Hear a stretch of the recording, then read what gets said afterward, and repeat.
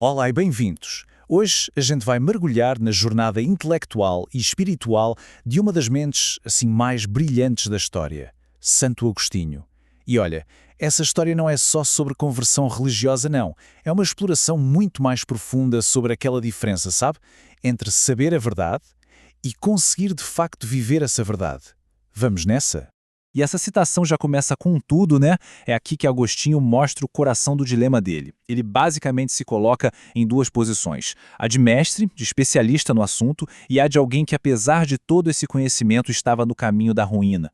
Ele sentia que todo o papo, toda a teoria por si só, não só não adiantava nada, como estava levando ele para um beco sem saída. Certo, então vamos entender como essa busca toda começou. Antes dele ter essa grande virada de chave, Agostinho estava preso num problema. Um problema bem fundamental. O problema era este. Para a cabeça do Agostinho daquela época, tudo que era real tinha que ser material, sabes? Tinha que dar para ver, para tocar. Então ele ficava-se perguntando, se Deus existe, onde é que ele está? Como ele pode existir sem um corpo? Era como se a mente dele batesse numa parede, de novo e de novo. E aí ele topa com os livros dos platónicos. E aqui tudo muda. É o grande ahá, a epifania, a ideia de que a verdade, a realidade última e, portanto, Deus, não precisa ser um objeto físico, pode ser algo espiritual, abstrato e mutável. Isso para ele foi como abrir uma porta para uma dimensão de pensamento completamente nova. Então, o que o platonismo revelou para ele? Basicamente, que existe um mundo espiritual, invisível, que Deus é esse ser que não muda, sabe? Imutável, que a verdade não é física, é abstrata, e que tudo, absolutamente tudo, vem dessa única fonte. Isso deu a ele uma base, uma estrutura para entender um Deus eterno e perfeito. A mente dele agora tinha um lugar para ir. Ele tinha, enfim, a certeza intelectual de que Deus existia. Só que essa clareza intelectual acabou criando um outro problema, um verdadeiro beco sem saída. É aquela história, né? Agostinho agora tinha um mapa do tesouro, mas ter um mapa não é a mesma coisa que fazer a viagem. E a metáfora que ele usa para isso é brilhante. É a imagem central da luta dele. Ele está lá, no topo da montanha do conhecimento, vendo claramente o destino, a pátria da paz. A vista é linda, perfeita. Mas ele está parado. Não há uma estrada, não há um caminho para sair de onde ele está e chegar onde ele quer. Então, vamos resumir a oferta do platonismo. De um lado, a visão. Do outro, a falta do caminho. A filosofia deu a ele o destino, a pátria espiritual, a natureza de Deus, o conhecimento da verdade. Mas e o caminho? Não tinha. Não tinha como chegar lá. Não tinha uma cura para a fraqueza humana. Não tinha um método para a transformação. A filosofia foi um diagnóstico incrível, mas não oferecia a cura. E o que é pior, esse conhecimento todo, sem um jeito de colocar em prática, acabou gerando orgulho. Ele mesmo diz que estava inflado com o conhecimento.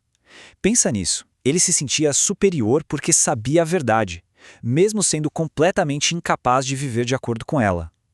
O conhecimento estava enchendo ele de arrogância, não de humildade. E foi aí que ele se voltou para as Escrituras. E lendo, ele começou a notar o que simplesmente não existia nos livros dos filósofos. Ele sacou uma diferença fundamental de atitude. Era presunção contra confissão. A filosofia, para ele, parecia promover a presunção, aquela ideia de que a gente consegue chegar na verdade pela força da nossa própria mente.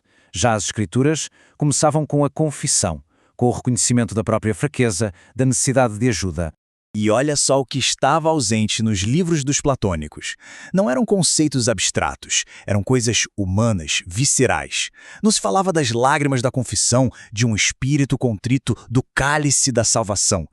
E, principalmente, a humildade de um Deus em Cristo, a graça para pecador, um caminho real para os que estão cansados. Faltava essa dimensão da graça, sabe? Do socorro divino para quem não consegue fazer a jornada sozinho. E é aqui que a história tem a sua resolução. As peças finalmente se encaixam. A descoberta intelectual encontra, enfim, o seu caminho. A solução, então, não era jogar a filosofia fora. Isso é super importante. Ele não descarta a verdade que encontrou com os platónicos. Pelo contrário, ele vê que essa verdade foi completada. A filosofia mostrou o destino. As Escrituras mostraram o caminho para chegar lá. E esse caminho começava com uma coisa: a humildade. E nas Escrituras ele ouve um chamado completamente diferente. Vinde a mim todos vós que estáis cansados. Nossa, que contraste, né? A filosofia parecia ser para os fortes, os inteligentes, mas esse chamado era para os cansados, para quem estava sobrecarregado. Era para quem, como o próprio Agostinho, sabia que não dava para fazer a jornada sozinho.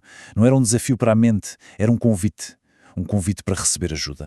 E junto com esse chamado veio um novo princípio que virou a chave na cabeça dele. Ocultaste estas coisas aos sábios e aos inteligentes e as revelaste aos pequeninos. Isso inverteu tudo. A verdade final não era um prémio para o intelecto mais afiado, mas sim um presente revelado para quem tem a humildade de uma criança.